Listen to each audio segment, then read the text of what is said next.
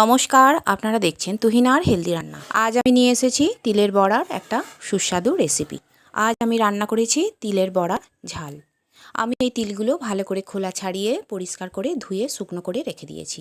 এইগুলো আমি দিয়ে দেবো একটা মিক্সির জারে। এইগুলো মিক্সির জারে দিয়ে দেবার পর একটুখানি জল দিয়ে দেবো, আর তারপর একদম মিহি পেস্ট তৈরি করে নেব।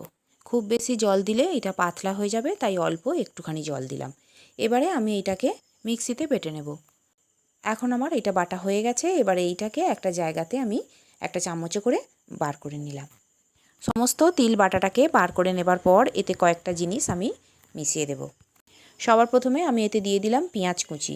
আমি একটা বড় সাইজের পেঁয়াজকে একদম মিহি করে কুচিয়ে রেখে দিয়েছিলাম, সেটা দিয়ে দিলাম। দিয়ে দিলাম লঙ্কা কুচি, আর দিলাম রসুন বাটা, আদা বাটা। এবারে দিয়ে দিলাম প্রায় 1.5 চামচের মতো বেসন। তারপরে দিলাম স্বাদ মতো নুন আর একটুখানি চিনি। এবারে এইগুলোকে আমি একটা চামচ দিয়ে বেশ মোলায়েম করে মেখে নেব। মাখাটা খুব মসৃণ করে করতে হবে, এর কোনো জায়গায় যেন দলা না থাকে। আমি এখানে বেসন দিয়েছি, তবে বেসনের পরিবর্তে এখানে ছাতু দিয়েও কিন্তু এটা মাখা যায়। একটুখানি বেসন বা ছাতু দিয়ে তিল বাটাটাকে মাখলে এর বড়াগুলো খুব সুন্দর হবে, এইগুলো ভেঙে যাবে না। এখন আমার এই তিল বাটাটা খুব সুন্দর করে মেখে নিয়েছি। এবারে আমি কিছুক্ষণের জন্য চাপা দিয়ে দিলাম। এদিকে আমি আগে থেকেই গ্যাসে কড়া বসিয়ে দিয়েছি। কড়াটা গরম হয়ে গেলে দিয়ে দিলাম আমি তেল। আমি এখানে রাইস ব্র্যান তেল ব্যবহার করেছি। তেলটা গরম হয়ে গেলে আমি দিয়ে দেব তিলের বড়া। ছোট ছোট গোল গোল আকারে আমি বড়াগুলো দিয়ে দিলাম। খুব বেশি একবারে বড়া দেওয়া যাবে না, মোটামুটি 3-4 পিস করে দিলেই বড়াগুলো খুব সুন্দর হবে। মিডিয়াম ফ্লেমে এই বড়াগুলো ভাজতে হবে। খুব বেশি জোর দিলে কিন্তু বড়াগুলো কালো হয়ে যাবে। আর উল্টে পাল্টে আমি এইগুলোকে ভেজে নেব। খুব ধীরে ধীরে বড়াগুলোকে উল্টে দিতে হবে, না হলে কিন্তু বড়াগুলো ভেঙে যেতে পারে। বন্ধুরা, এইভাবে তিলের বড়া করলে এই বড়াগুলো এত সুন্দর খেতে হয় যে এমনি এগুলো খাওয়া হয়ে যাবে। তারপর এই বড়াগুলো দিয়ে যদি তরকারি করা যায় তাহলে ভাতের সঙ্গে, এমনকি রুটির সঙ্গেও দুর্দান্ত খেতে লাগবে।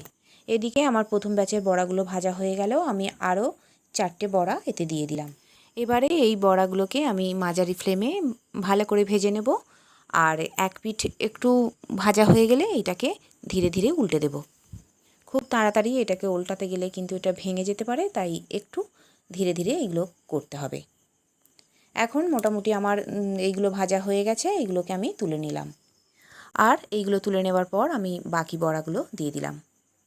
আমি এই বড়াগুলো ভাজার সময় খুব বেশি তেল দিইনি, মোটামুটি অল্প তেলেই আমি বড়াগুলো ভেজে নিচ্ছি। এখন বড়াগুলো আমি উল্টে দিয়েছি। এবার এইগুলোকে উল্টে পাল্টে ভেজে নিয়ে আমি তুলে নিলাম। এবারে আমি কড়াটা চেঞ্জ করে নিলাম, আর কড়াতে দিয়ে দিলাম ফোড়ন। ফোড়নে দিয়েছি তেজপাতা আর 5 ফোড়ন। এইগুলোকে হালকা লালচে করে আমি ভেজে নিলাম। এরপর এগুলো ভেজে নেবার পর এতে দিয়ে দিলাম পেঁয়াজ কুচি। আমি দুটো মাঝারি সাইজের পেঁয়াজকে একদম কুচি করে রেখে দিয়েছিলাম, সেগুলোই দিয়ে দিলাম।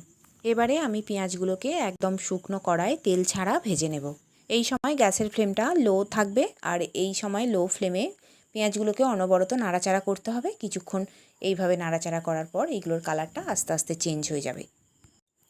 এইভাবে কিছুক্ষণ নাড়াচাড়া করার পর এইগুলো অনেকটাই ব্রাউন কালার হয়ে এসছে। এবারে আমি এতে দিয়ে দিলাম অল্প পরিমাণে রসুন বাটা আর আদা বাটা। এবারে আদা আর রসুনটাকে একইভাবে পেঁয়াজের সঙ্গে আমি ভেজে নেব। বেশ কিছুক্ষণ এইভাবে নাড়াচাড়া করতে হবে। আর এটা যখনই একটু কড়াতে বসে যাওয়ার সময় হবে তখনই একটুখানি করে জল দিয়ে দেব। আর এই জলটা দিয়ে আদা রসুন পেঁয়াজটাকে কিছুক্ষণ ভেজে নিলেই এর কাঁচা গন্ধ চলে যাবে। কিছুক্ষণ ভেজে নেবার পর আমি এতে দিয়ে দেব টমেটো কাটা। আমি অর্ধেকটা টমেটো কেটে রেখে দিয়েছিলাম, সেটাই আমি দিয়ে দিলাম। এই টমেটোটাকেও কিছুক্ষণ ভেজে নেব। এখন আদা রসুন পেঁয়াজের সঙ্গে ভেজে নেবার পর আমি এতে দিয়ে দেবো একটুখানি জল। জলটা দিয়ে কিছুক্ষণ একটু নাড়াচাড়া করব। আর তারপর দিয়ে দেবো কয়েকটা গুঁড়ো মশলা। দিয়ে দিলাম পরিমাণ মতো হলুদ গুঁড়ো, একটুখানি ধনে গুঁড়ো আর কাশ্মীরি গুঁড়ো লঙ্কা। কাশ্মীরি গুঁড়ো লঙ্কাটা দিয়েছি কালারের জন্য, এটাতে ঝাল হবে না।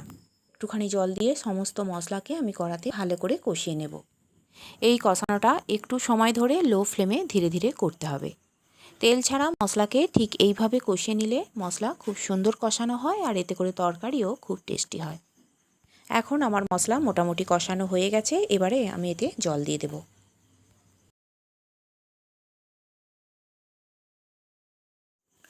জলটা দিয়ে মশলার সঙ্গে ভালো করে মিশিয়ে নেব আর কিছুক্ষণ ফুটতে দেব। এটা কিছুক্ষণ ফুটে যাওয়ার পর আমি এতে দিয়ে দেবো স্বাদ মতো নুন আর একটুখানি চিনি। চিনিটা আমি দিয়েছি, এতে মিষ্টি হবে না, কিন্তু তরকারির টেস্টটা খুব সুন্দর হবে।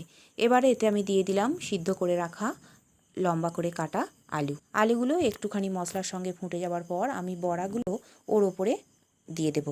সব বড়াগুলো ওপরে আমি মেলে দেবার পর আমি একটা চাপা দিয়ে দেব, আর চাপাটা দেবার কারণে এই বড়াগুলো খুব সুন্দর সিদ্ধ হয়ে যাবে।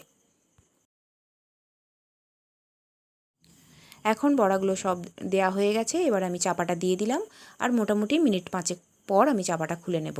এখন আমার চাপাটা আমি খুলে নিলাম, আর বড়াগুলোও সিদ্ধ হয়ে গেছে। এবার একটু খুন্তি দিয়ে আমি উল্টে পাল্টে দেব, এতে করে বড়ার ভিতরে ঝাল, নুন, মিষ্টি সব কিছুই ঢুকে যাবে।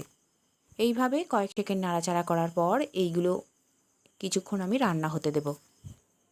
আর আমি তরকারিটা একটু টেস্ট করে দেখেও নিয়েছিলাম যে নুন মিষ্টির পরিমাণ একদম ঠিক আছে। আর বন্ধুরা, আমার রান্না যদি ভালো লেগে থাকে আর যদি নতুন নতুন ঘরোয়া অথচ সুস্বাদু রান্নার রেসিপি পেতে চান, তাহলে আমার চ্যানেলটিকে সাবস্ক্রাইব করুন আর পাশে থাকা ঘন্টাটি বাজিয়ে দিন। আর লাইক, শেয়ার, কমেন্ট করতে কিন্তু একদম ভুলবেন না। এখন আমার রান্না একদম কমপ্লিট। এবারে আমি তরকারিটা নামিয়ে নেব। গ্যাস অফ করে দিয়েছি। এবারে তরকারিটা আমি একটা জায়গাতে নামিয়ে নিলাম। আর বন্ধুরা, এইভাবে আমারই মতো তিল বড়ার তরকারি করুন, দেখবেন একটা তরকারিতেই সমস্ত ভাত উঠে যাবে। আর রান্নাটি দেখার জন্য সকল বন্ধুদের জানাই ধন্যবাদ। ভালো থাকবেন।